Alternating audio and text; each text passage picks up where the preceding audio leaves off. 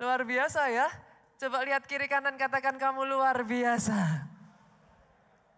Tetap menyempatkan beribadah di tengah liburan, saudaraku.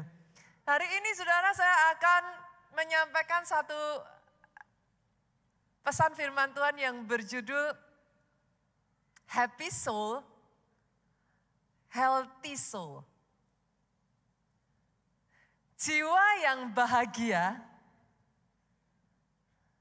adalah jiwa yang sehat. What do you mean, Pastor?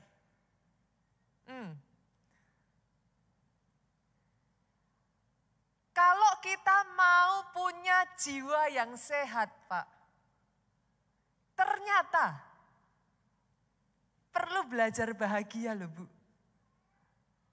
Saya ulang ya, saudaraku ya. Untuk punya mental balance, you need to learn to be happy. Saya akan mulai dengan mengajak saudara melihat satu ayat yang terkenal terlebih dulu, saudaraku. Saya rasa semua orang Kristen kenal ayat ini, tahu ayat ini. Amsal pasalnya yang ke-17, kita lihat ayatnya yang ke-22. Kita biasakan kita buka Alkitab kita ya, sekalipun di depan sudah ada catatannya, saudaraku. Amsal 17 ayatnya yang ke-22, ada yang hafal ayat ini? Hati yang gembira adalah obat yang manjur. Tetapi semangat yang patah mengeringkan tulang. Hati yang gembira adalah obat yang manjur. Once in a while saat kita sakit, saudaraku, dokter akan meresepkan kepada saudara obat. Certainly it come with a cost. Betul ya? Kadang bahkan harganya bisa mahal. Oke? Dan yes, ada efek samping Bapak Ibu. Betul? Dari efek samping yang sangat rendah sampai efek samping yang mungkin cukup berat. Tapi saudaraku, firman Tuhan itu juga meresepkan obat kepada saudara. Dan firman Tuhan ngomong, hati yang gembira adalah obat yang manjur. Saya ulang ya, saudaraku. Hati yang gembira adalah obat yang manjur. It comes freely. Gratis, Bu. Berasal dari diri kita sendiri. Tidak ada efek samping whatsoever yang negatif. Bahkan plus ada efek samping positif. Buat saya pribadi ya saudaraku, this is, how to say it ya. Ini adalah sebuah kebenaran yang sederhana. Ketika saya mempersiapkan firman ini, saya belajar. Saya sendiri belajar, saudaraku. Very simple. Tapi terlupakan, Pak. Hati yang gembira adalah obat yang manjur. Dimulai dari belajar untuk bahagia. Mau punya jiwa yang sehat, Pak? Belajar bahagia. Ibu-ibu, sama-sama kita jadi istri. Boleh enggak? Yuk, be a happy wife. Bapak-bapak, para suami di tempat ini, boleh enggak jadi suami yang bahagia? Jemaat keluarga Allah, halo. Yuk jadi jemaat yang happy, yuk. Yang mengerti katakan amin yang paling keras. Oh kalau mau tepuk tangan yang paling meriah buat Yesus Tuhan kita. Saya tahu di sini duduk para pelayan Tuhan, coba senggol kiri kanannya, yuk jadi pelayan Tuhan yang happy. Pelayan Tuhan yang happy, jemaat Tuhan yang happy, akan menciptakan gereja yang happy. Yang mengerti katakan amin. Istri yang happy, suami yang happy, anak yang happy, akan menciptakan keluarga yang happy. Dan tahukah saudara, happiness menular. Bahkan saat saya mengatakan seperti ini aja, saudara happy. Happiness menular. Yang mengerti, katakan amin sekali lagi. Yang paling keras, tepuk tangannya boleh yang paling meriah. Buat Tuhan kita. It start with happiness. Hati yang bahagia. Itu pembukaan yang sederhana loh saudaraku. Very simple. Tapi kadangkala kita tidak sungguh-sungguh merenungkan ini. Hati yang gembira adalah obat yang manjur. Sebagian dari saudara melihat saya, pastor, tidak semudah itu. Pastor enak ngomongnya. Pastor nggak ngerti apa yang saya alami. Gimana mau happy kalau masalahnya banyak? Gimana mau happy pastor kalau badan aja nggak mendukung? Betul? Gimana kalau mau happy di rumah dengar ocehan istri dari terbit matahari sampai masuknya? How can I be happy? Pertanyaan yang bagus Bapak Ibu. How can I be happy? Sebagian dari saudara akan suggest kepada saya, pastor healing. Ini liburan. Saya melihat beberapa teman-teman dari Jogja hadir di sini. Halo Jogja, boleh lambaikan tangan saudara. Ini SG kita ada di sini loh saudaraku. Kita kasih tepuk tangan. Welcome to Jakarta. Berikan sambutan terbaik dari keluarga Allah Jakarta buat teman-teman kita yang berasal dari luar kota. Dari Semarang, saya melihat beberapa wajah-wajah saudaraku. Wow, welcome to Jakarta. Selamat berlibur. Katanya liburan bisa bikin happy. Langsung, I agree. Saya setuju. Liburan bikin happy. Tapi boleh saya tanya saudaraku, di tengah liburan bisa nggak happy?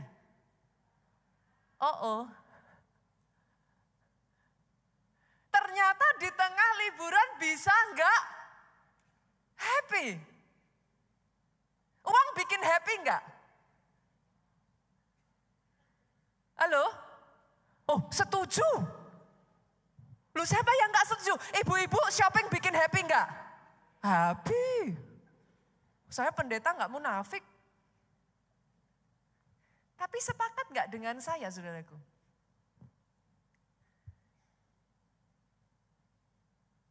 Liburan bisa bikin happy.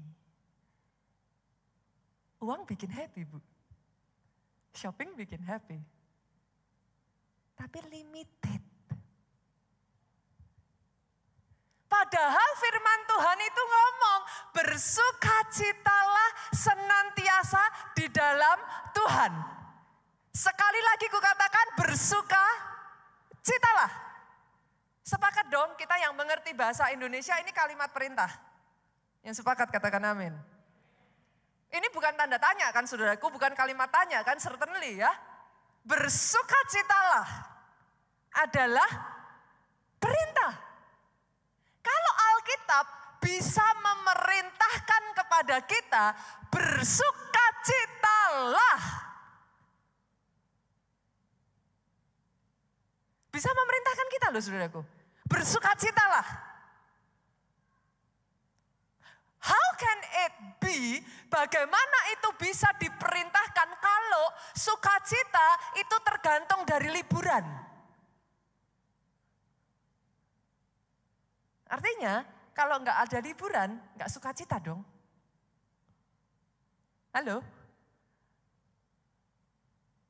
Bagaimana bisa diperintahkan bersukacita kalau ya oke lah uang bikin kita happy. Pertanyaannya kalau happiness itu dari uang, lah kalau pas nggak ada uang.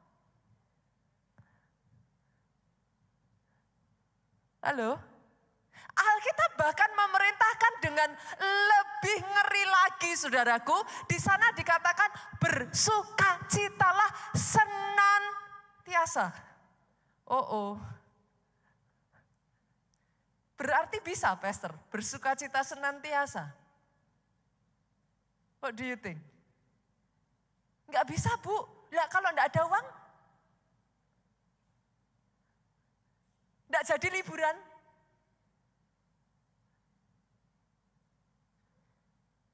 Saudara bisa nangkap di sini? Berarti saudaraku, uang, liburan, dan semuanya, yes, itu bisa membawa sukacita, tapi terbatas. Itu sebabnya Alkitab berkata, bersukacitalah senantiasa di dalam Tuhan. Sukacitamu bukan karena sikon. Yang mengerti katakan amin. Kenapa Alkitab bilang bisa bersukacita senantiasa? Karena sukacitamu tidak ditentukan sekelilingmu, sukacitamu tidak ditentukan apakah anakmu baik, sukacitamu tidak ditentukan atas dasar suamimu, saudaraku. Sukacita itu adalah state of mind, sikap hati. Oh come on. Sukacita adalah sikap hati. Itu sebabnya Alkitab berkata, bersukacitalah. Saudara bisa memerintahkan diri saudara sendiri, ayo bersukacita now. Karena sukacita bukan karena sikon. Sikon boleh bikin saudara enggak sukacita. Tapi kalau saudara menyadari, yes pastor, sukacita ternyata bukan dari keadaan di sekeliling kita. Sukacita ternyata pilihan. Aminnya boleh yang paling keras. Aminnya boleh yang lebih keras lagi. Karena dalam hidup ini ya saudaraku, it is a season of life. Akan ada gunung, saudara nanti berjalan akan mendaki gunung berikutnya lagi. Akan ada season di mana saudara itu naik gunung mengejar impian. Akan ada season di mana saudara ada di puncak gunung. Akan ada season saudara turun dari gunung. Kemudian saudara akan mengejar gunung berikutnya. Kalau saudara hanya bisa happy di atas puncak gunung, what a pity. Yang mengerti katakan amin. Sukacita bukan situasi, keadaan, suami, istri, anak. Sukacita adalah sikap hati, pilihanmu. Sejak dari hari ini saudaraku, ambil pilihan, ambil keputusan, dimulai. Yuk latih hatimu untuk bahagia. Enggak ada ya sekolah untuk mendidik hati bahagia, saudaraku. Padahal firman Tuhan berkata hati yang gembira adalah obat yang manjur. Itu akan membawa pemulihan buat jiwamu. Mendatangkan kesembuhan buat tubuhmu. Bahkan itu akan membuat kreativitasmu berkembang. In the end saudaraku, itu akan membuat berkat anugerah itu turun atas kehidupan saudara. Boleh saya dengar amin yang paling keras dari tempat ini? Amin lebih keras lagi. Jadi atas hidupmu. Dan saya belajar di dalam perjalanan kehidupan saya saudaraku. Resep utama hidup bahagia itu belajar untuk mencukupkan diri. Learn to be content.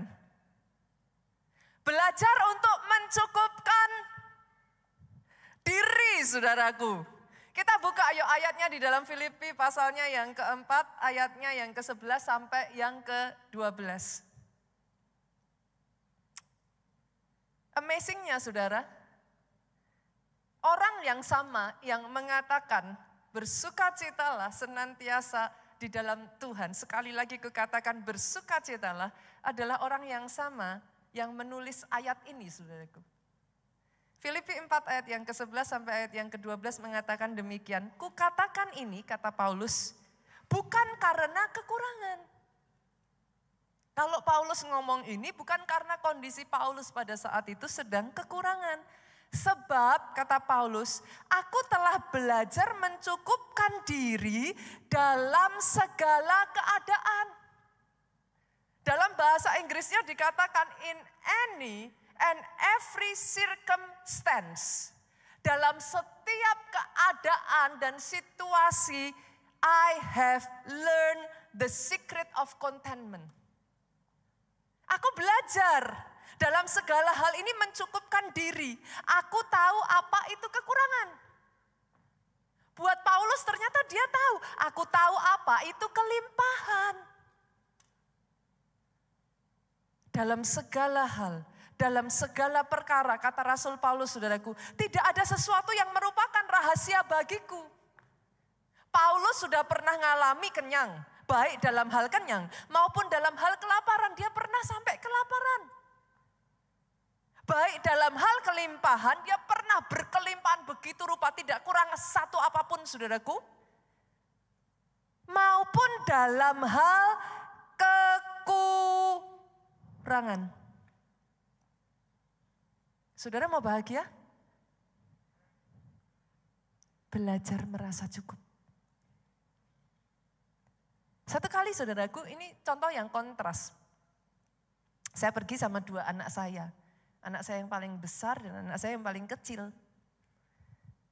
Anak saya yang paling kecil, seperti mamahnya saudaraku, suka shopping. Saudara. Setiap kali saya ajak dia pergi saudaraku, tempat stopnya banyak Pak. Dia akan minta berhenti di sini, mami beliin ini. Oke, kita beli. Jalan lagi saudaraku, ding ding ding ding ding. Mami beliin ini. Oke. Sampai satu kali dia pergi ke satu toko, anak saya ini suka Squishmallow. Saudara tahu Squishmallow enggak saudaraku? Ibu-ibu yang punya anak kecil tahu Squishmallow. Itu boneka ya saudara, kalau dipegang, rasanya pengen ditonjok saudaraku. Dia tuh kalau dipegang tuh kan, gitu saudara. Singkat cerita, anak saya ini ngumpulin Squishmallow. Dia belilah Squishmallow, dia koleksi saudaraku. Dia beli, di rumah itu udah punya banyak saudara. Jalan-jalan dengan tangannya tuh masih pegang satu plastik belanjaan. Dia bilang sama saya, mami. Lah masalahnya keluarlah seri baru Squishmallow saudaraku. Saya bilang, non di rumah itu udah banyak. Iya, tapi yang ini Jen belum punya. Ya tahu. Tapi kan banyak, tapi yang ini belum punya. Saya decide saudaraku, udah punya banyak di rumah, dia punya satu genggam belanjaan di tangan. Saya katakan kepada anak saya, oke Jen, no, enough. Jen gak usah beli lagi ya, ini sudah lebih dari cukup. Yang di rumah aja masih ada yang dijajar-jajar belum dibuka dari plastik. Enough, no need Squishmallow saya bilang. Enggak usah. Saudara bisa tebak dong apa yang terjadi pada anak saya ini? Sedetik yang lalu dia berjalannya begini. In a moment, happiness gone. Happy-nya hilang. Dengan kondisi pegang satu tas belanjaan dan di rumah sangat banyak Squishmallow. Dia kehilangan happiness-nya gara-gara satu Squishmallow seri baru yang tidak diizinkan maminya untuk dibeli. Saudara mengerti yang saya maksudkan? Happiness is a state of mind. Di saat bersamaan saudaraku, saya jalan sama anak saya yang besar. Saya jalan, anak saya yang pertama ini kayak dedinya, gak suka shopping. Jalan, saya bilang, Cici, perlu beli tas enggak? No, Mami, thank you. I already have one at home. It's enough. Cuman punya satu tas dia, saudaraku. Yet pada saat saya tawarkan, mau enggak beli tas? No, Mami, one is enough. Saya jalan lagi. Saya suka gemes, saudaraku. Saya jalan lagi, saya bilang lagi sama anak saya ini, Cik, lihat ada sepatu bagus. No, Mami, I already have 2 at home. It's more than enough. Dia nggak bawa tas belanjaan apapun di tangannya. Saudara menangkap yang saya katakan ini? Contentment. Belajar mencukupkan diri, belajar merasa puas. Kenapa? Karena kalau saudara tidak belajar mencukupkan diri, trust me. Trust me, saudaraku. Manusia tidak akan pernah merasa cukup. Kalau saudara tidak belajar untuk mencukupkan diri, dengar ini saudaraku, hidup itu akan tiring, melelahkan, capek. Ibu-ibu, halo? Yang sudah punya 1, 2, 3, 4, 5, 6, 7, 8 baju? Masih pengen beli baju lagi enggak? Manusia itu ya saudaraku, perhatikan ini ya. Dibekali Tuhan dengan rasa, dengan satu keinginan always want more. Dan itu enggak salah loh. Oh yes, itu enggak salah. Nanti saya akan jelaskan kepada saudara. Tuhan memberikan buat saudara keinginan untuk always want more.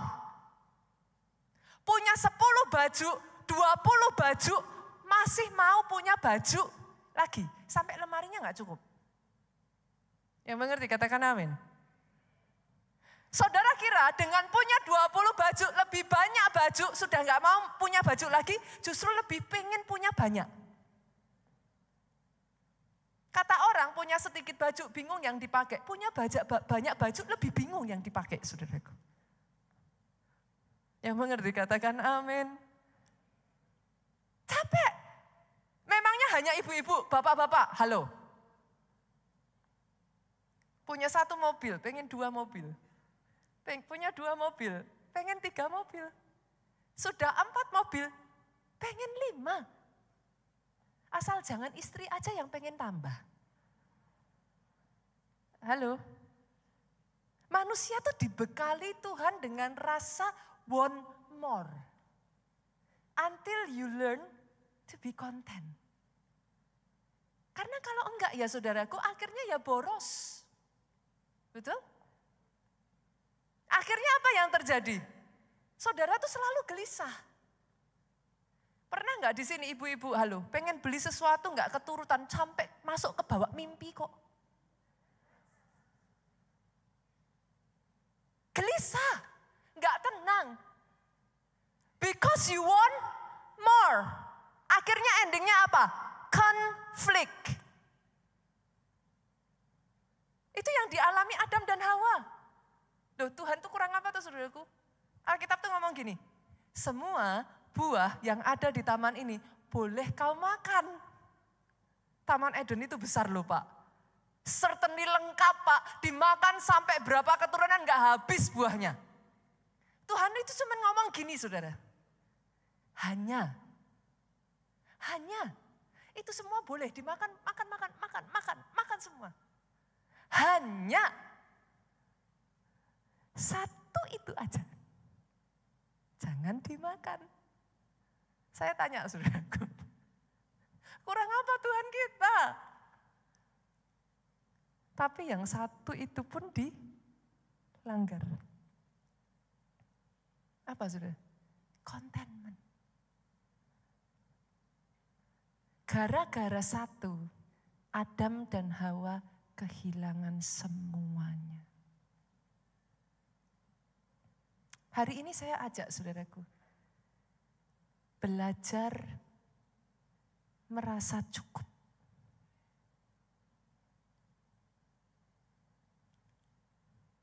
Kenapa? Karena kalau tidak, yang pertama, trust me saudaraku. Saudara akan terus membandingkan diri dengan orang lain.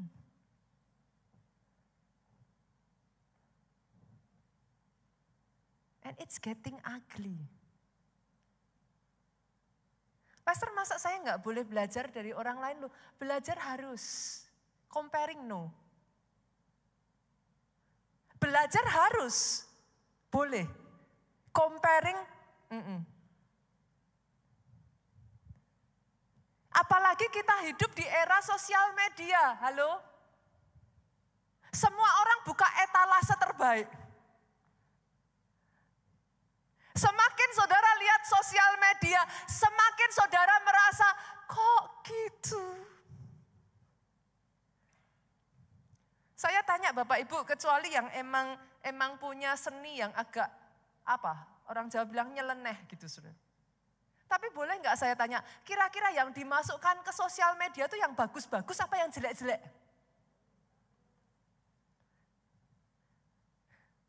Percayalah kepada saya saudaraku. Itu pelukan disetting di depan kamera disuruh sama yang moto. Dipeluk, dicium sambil yang foto bilang stop di situ. Saudara nggak lihat saat bertengkarnya.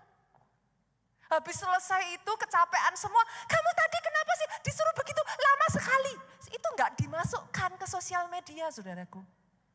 Bagian itunya diedit. Yang mengerti katakan amin.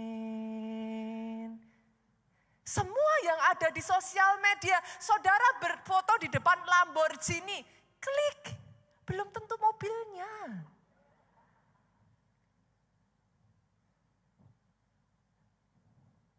Terus saudara membandingkan diri dengan etalase sedemikian rupa, saudara comparing. And by the way, saudaraku, itu bukan hanya terjadi kepada saudara. Itu terjadi kepada Saul. Saul itu siapa sih? Dia raja besar. Raja atas seluruh bangsa Israel. Sampai para wanita nyanyi. Saul mengalahkan beribu-ribu musuh. Tetapi Daud berlaksa-laksa. Artinya apa? Likes-nya Daud lebih banyak. Saul lihat, aku raja. Lah kok followerku cuma beribu-ribu. Followernya Daud berlaksa-laksa. Oh, come on. Saya belajar dari suami saya, saudaraku. Setiap kita, saya adalah hamba Tuhan, saudaraku. Saya menggembalakan gereja. Once in a while I will compare with the other pastor. Saudara pengusaha, saudara akan lihat pengusaha lain. Once in a while you will compare with the other businesswoman or businessman. Saudara yang di sini mungkin ibu rumah tangga. Once in a while saudara akan bandingkan dengan ibu rumah tangga yang lain. Atau gitu. Apa yang di bagian saudara? Mungkin saudara punya toko lah, ataukah seorang dokter lah. Once in a while saudara akan comparing dengan another doctor atau another professional. Hanya karena pendeta lain dipakai Tuhan, diberkati lebih maju. Halo, bukan berarti Tuhan tidak sayang dan memberkati saudara. Memberkati saya, memberkati gereja ini yang mengerti katakan amin. Hanya karena satu pengusaha lebih viral, tidak berarti anugerah Tuhan atas hidupmu hilang. Setiap kita punya pertandingan kita masing-masing, Pak.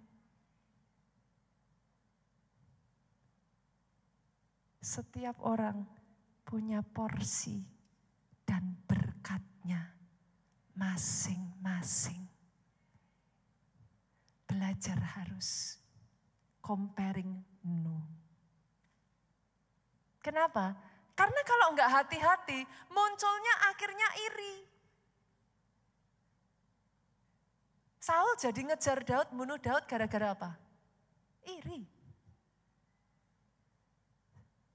Saudara mungkin tidak melempar tombak kepada Daud. Pastor saya enggak sengeri itulah, pastor saya enggak lempar tombak ke musuh saya. Ya tapi tombak mulut itu kadang lebih tajam loh saudaraku daripada tombak sungguhan.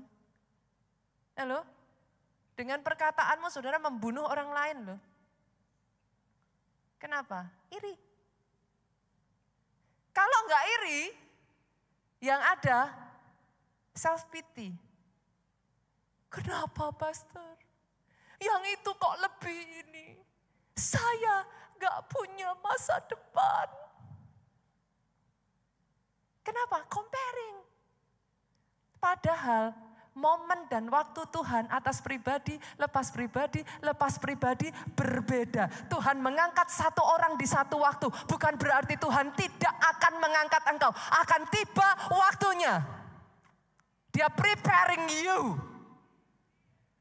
Ketika waktunya tiba, dia angkat saudara dan orang lain yang akan melihat kepada saudara dan geleng-geleng kepala saudaraku.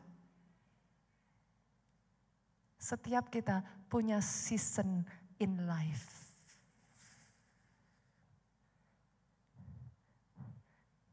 Jangan compare dengan orang lain ya Pak. Boleh ya? Capek. Hidup gak ada habisnya. Learn to be content. Pertanyaannya sekarang, Pastor, bagaimana saya bisa belajar untuk mencukupkan diri saya? Bagaimana saya learn to be content? Kalau keadaannya tidak ada yang bisa saya puas. Belajar dari satu orang yang namanya Musa, saudaraku. Masih ingat kisah ketika Musa membunuh orang Mesir? Apa yang terjadi? Musa diusir, saudaraku. Musa lari, saudaraku. Kita lihat ya, kita baca aja. Keluaran yuk. Pasalnya yang kedua, kita lihat yuk. Ayatnya yang ke-15. Apa yang terjadi pada Musa waktu itu? Keluaran 2 ayat yang ke-15. Ketika Firaun mendengar tentang perkara itu, dicarinya ikhtiar. Artinya dicari cara. Saudara harus ingat loh saudaraku. Musa ini bukan anak kandung. Firaun mencari cara how to kill him.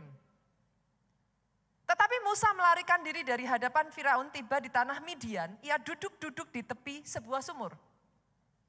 Singkat cerita saudaraku, pada saat Musa duduk-duduk di tepi sumur ini, bertemulah dia dengan 7 anak Rehuel. Saudara nanti baca ceritanya, saudara lihat. Setelah dia ketemu dengan 7 anak Rehuel, Musa ini membantu anak-anak Rehuel. Apa yang terjadi? Ayat 20 yuk, kita baca sampai ayat 22. Ia berkata kepada anak-anaknya, Rehuel ngomong sama anak-anaknya, di manakah ia? Karena anak-anaknya cerita. Ada satu orang bernama Musa membantu mereka. Rehuel ngomong, di mana dia sekarang? Mengapa kamu tinggalkan orang itu? Panggillah dia makan. Rehuel panggil Musa, ajak Musa ayo makan. Lihat ini saudaraku, ada satu ayat ini yang sering terlupakan. 21 mencatat begini, Musa bersedia tinggal di rumah itu. Dalam bahasa Inggrisnya dikatakan begini, and Moses was content to dwell with the men. Musa konten, Pak. Musa puas. Musa menerima keadaannya. Saya tanya, apakah itu karena rumahnya Rehuel lebih bagus, saudaraku? Come on, jangan lupa loh Pak, siapa Musa? He is the Prince of Egypt. Dia pangeran Mesir Pak, he has everything Bu. Rumah Rehuel nothing compare dengan tempat tinggalnya Musa. Tapi Alkitab mencatat, Moses was content. In every season. Seperti yang saya katakan tadi, saudaraku. Kita dibawa Tuhan itu masuk setiap season itu berbeda. Akan ada season di mana saudara mendaki bukit itu dan terasa berat. Akan ada season saudara ada di atas puncak itu and you celebrate. Akan ada season di mana kau menuruni gunung itu untuk mendaki gunung berikutnya. In every season kehidupan Musa saat itu, dia konten.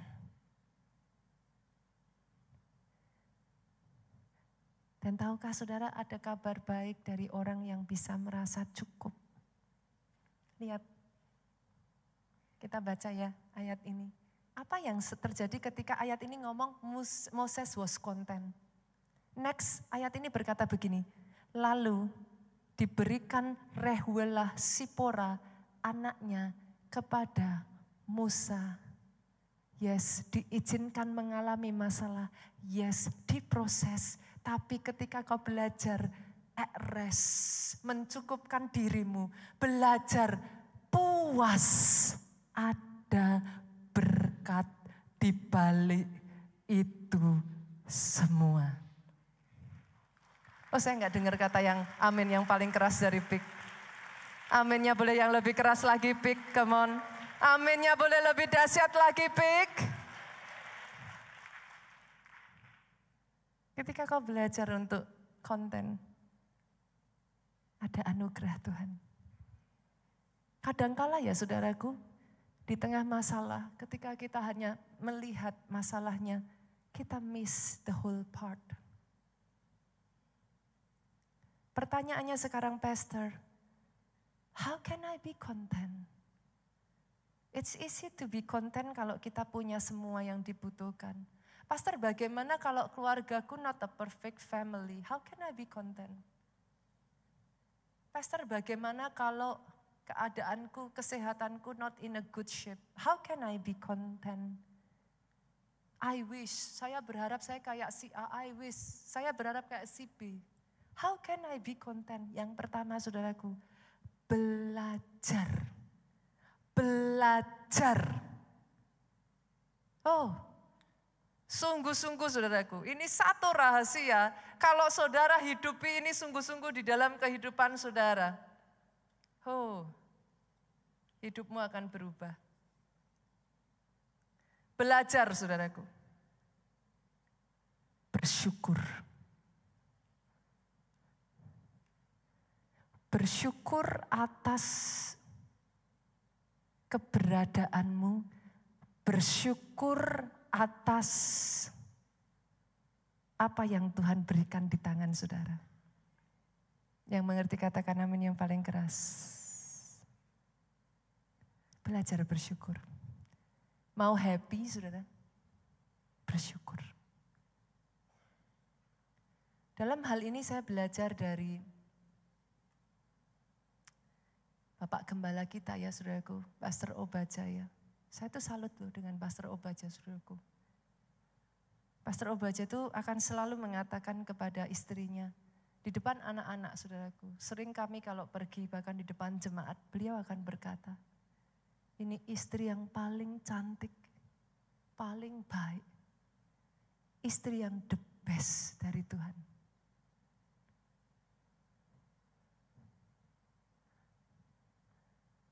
Konten. Bersyukur. Bersyukur yang pertama saudaraku atas hal-hal yang tidak bisa saudara ubah dalam hidup saudara. Saudara nggak bisa milih dilahirkan dari orang tua seperti apa kan? Saudara nggak bisa memilih punya saudara kayak apa kan? Bersyukur. Saudara nggak bisa memilih punya anak kayak apa kan? Bersyukur. Saudara dilahirkan sebagai seorang wanita, sebagai seorang pria. Bersyukur. Atas apa yang kita nggak bisa rubah dalam hidup kita. Bersyukur. Hidup itu akan lebih ringan, saudaraku. Yang kedua, bersyukur atas apa yang ada di tangan kita.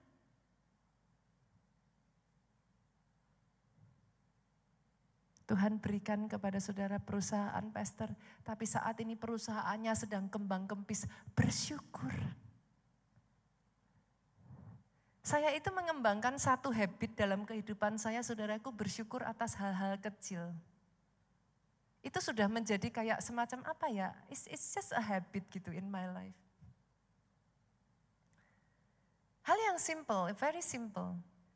Beberapa waktu yang lalu saya pergi ke satu kota, saudaraku, Pak Jo tuh kangen sekali. Saya melayani di kota Solo, saudaraku. Minggu yang lalu saya ketemu juga dengan ada beberapa yang dari Solo. Saya melayani di Solo, saudara. Pak Jo tuh kepingin satu roti buatan Solo. Udah ngomong sama saya dari datang. Nanti beli ya sayang rotinya itu. Oke, saya bilang. Entah gimana karena kegiatan aktivitas saya itu hilang, saudaraku, lupa aja gitu. Saya bilang nanti besok ya. Sampai hari sebelum saya mau pergi, saudara. Hari sebelum saya mau pergi, Pak Jo tanya, kamu sudah beli rotinya belum? Saya tuh gini loh, saudaraku, itu posisi udah di jam 7.30 malam. Saya, aduh kau. Saya langsung calling tokonya, saudaraku. Kota Solo itu yang saya sukai, semua orang kenal semua orang, saudaraku.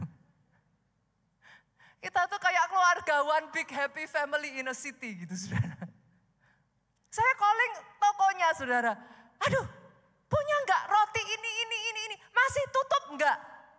Mbaknya bilang seperti ini ke saya, Ibu, 30 menit lagi aja. Besok kami sudah libur. Ibu, saya tuh bersyukur, saudaraku, dari list yang saya pesan, semua ada. Saya itu tarik nafas, saya bilang, sayang Tuhan Yesus baik. Bu Nita, sampai saudara mau tepuk tangan aja bingung toh. Apanya yang ditepuk tanganin, Bu Nita? Itu terlalu kecil, hanya soal roti. Bisakah saudara bersyukur hanya soal roti? Ataukah kebanyakan dari saudara akan berkata, kebetulan. Masih ingat khotbah yang lalu? When the hand of grace is moving, tidak ada kebetulan.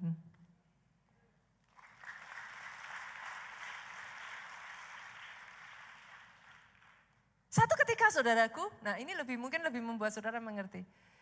Kita sedang ada di jalan tol, kondisi hujan deras, Pak. Anak saya yang kecil itu kepingin buang air kecil, saudaraku, kepingin pipis. Udah kebelet banget, Mami I wanna pee, Mami I wanna pee. Gitu. Pas kita itu naik, saudara tahu ya kalau dari Jakarta itu tol MBZ. Tahu kan? Itu tolnya tuh panjang, saudara. Dan kiri kanan itu sama sekali tidak ada rest area karena dia di atas tolnya. Sepanjang tol MBZ, sebelum tol MBZ itu sudah I wanna pee. Kalau udah gede kita bisa tahan, anak masih kecil, saudara. I wanna pee. Hujan deras. Saya tuh cuma ngomong di dalam hati saya, terima kasih Tuhan. Tuhan sediakan yang terbaik. Tahukah saudara, turun dari tol MBZ, saudaraku. Gak ada rest area, masih jauh. Tapi anak saya sudah, I wanna pee. Hujan deras, saudara. Satu titik, saya memutuskan, saya ngomong sama suami saya, stop. Kita berhenti, mau nggak mau, suka nggak ada rest area, pipis di pinggir jalan, nggak diajarkan ya, saudaraku. Oke, poin saya apa di sini? Saya ingin menunjukkan kepada saudara. Saudara memilih melihat bahwa tidak ada rest areanya, keadaan anak saya yang sudah mau pipis dan kondisinya tidak memungkinkan dan itu akan membuat saudara bersungut-sungut. Sebagai seorang ibu, saudara akan ngomong, gimana sih dari tadi kan sudah disuruh pipis, kenapa dari tadi gak pipis? Waktu ada rest area sebelumnya ditawarin turun, kenapa gak mau turun? Saudara mengerti ya saya maksudkan?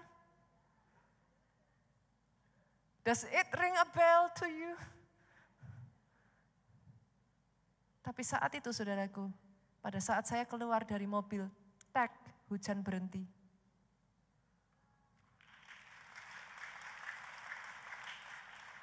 Saya gendong anak saya. Itulah pekerjaan ibu, saudaraku. Hari Minggu saya khotbah di sini. Di bawah saya ngangkat anak saya, saudaraku. Saya angkat anak saya bantu, saya pipiskan. Saya tertawa bersama anak saya. Saya katakan kepada anak saya, Tuhan Yesus baik. Kita enggak kehujanan. Jen enggak ngompol di mobil. It's simple. Saya tanya, which one you choose? How can I be content, Pastor? Belajar yuk. Semua yang benar, semua yang mulia, adil, tulus, dan yang manis. Semua yang indah, yang layak didengar, pikirkanlah semua itu. Saudara milih untuk zoom kemana? Masalah?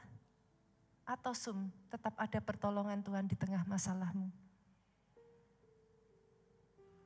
Karena selalu ada alasan, saudaraku. Which one you choose? Pada saat saudara mendaki gunung itu, which one you choose? Melihat batu kerikil tajam yang menyakiti kaki saudara, saudara harus naik, menanjak, begitu capeknya, atau saudara bisa melihat ke atas, bintang di langit yang begitu indahnya, dan saudara berkata, wow, it's a beautiful journey. Which one you choose? Kebahagiaan adalah state of mind.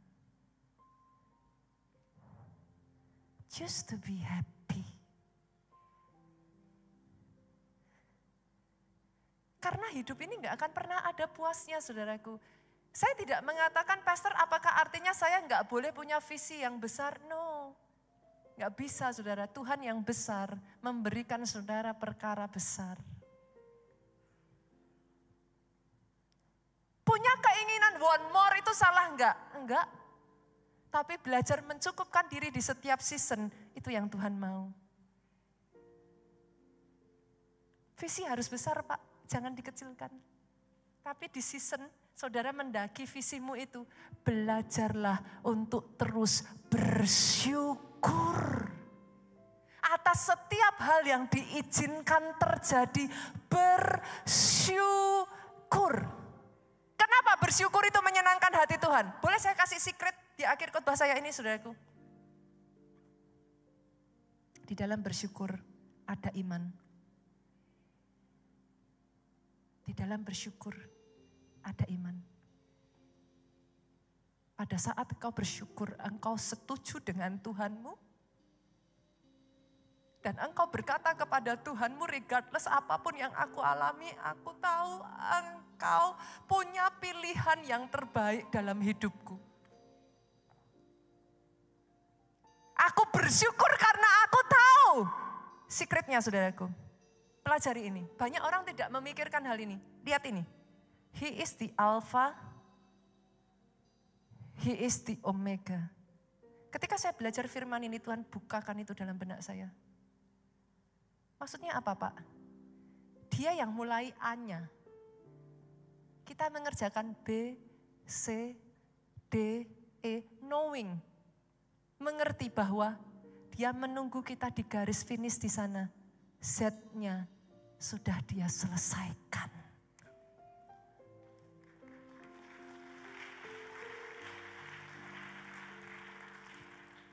Kenapa Tuhan senang ketika anaknya bersyukur?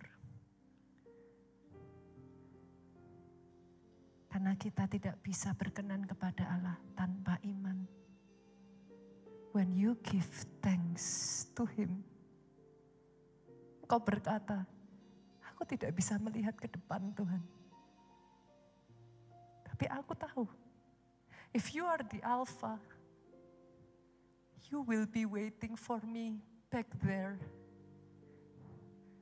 Aku tidak tahu akhirnya akan seperti apa. Tapi karena Engkau yang ada di ujung jalanku. Aku tahu rancanganmu tidak pernah rancangan yang mendatangkan kecelakaan. Rancangan yang mendatangkan hari depan yang penuh dengan dengan harapan. Jadi. Atas pribadi, lepas pribadi di tempat ini. Dia menanti engkau di garis finish, saudaraku. Jemaat Tuhan boleh bangkit berdiri, katakan. Ku naikkan pujian bagimu. Atas semua yang sudah kau kerjakan.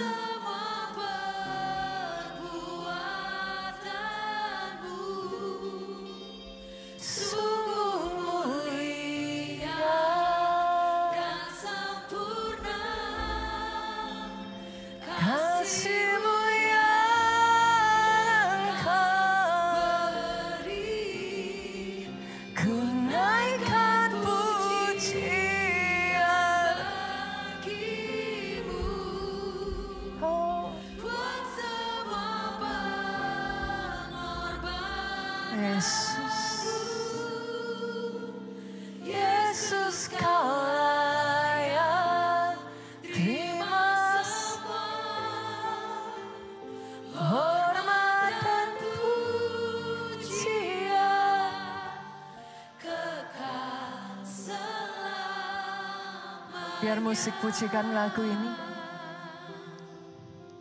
Saudaraku, now the choice is yours.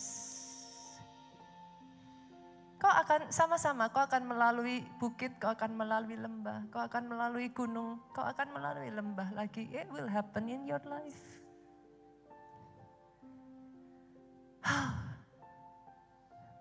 Ternyata sesederhana learn to be happy, saudaraku.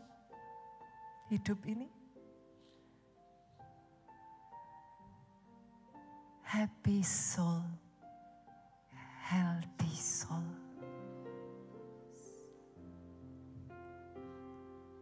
Yuk, berlari sekuat tenaga dengan satu kesadaran. Pertandinganmu itu pun Dia yang memulai loh. He is the Alpha. He is waiting for you back there. Bahkan di saat engkau berpikir engkau tidak bisa menyelesaikan pertandinganmu, saudaraku, yuk have faith. Come on. Bukankah hidup ini adalah pertandingan iman? Itu sebabnya orang benar gak bisa hidup tanpa iman. How can? Gak bisa. Kenapa saudara ke gereja? Imanmu dibangun. Kenapa saudara kelompok sel? Hanya asal happy-happy saja? No, di sana saudara dibangun akarnya. Kenapa? Kenapa perlu kita lakukan semua itu, Pastor? Oh yes. Kenapa enggak ibadah online aja? Kenapa kalau bisa harus onsite? Justru di sini loh saudara, gesekannya itu loh Pak. Senggol kiri kanan itu yang aduhai saudaraku. Saudara mau lari? Saudara mau tinggalkan pelayanan? Justru di dalam semuanya itu Dia mempersiapkan platform untuk saudara. Tiba pada waktunya Dia menanti engkau di garis akhir. Cheering you up. Selama perjalananmu, pertandinganmu, He is cheering you up. Alkitab berkata, Yesus di atas sana bersyafaat untuk engkau. He is cheering you up. Siapa kita mau menyerah? Dia mengakhirinya Pak dan Dia berkata,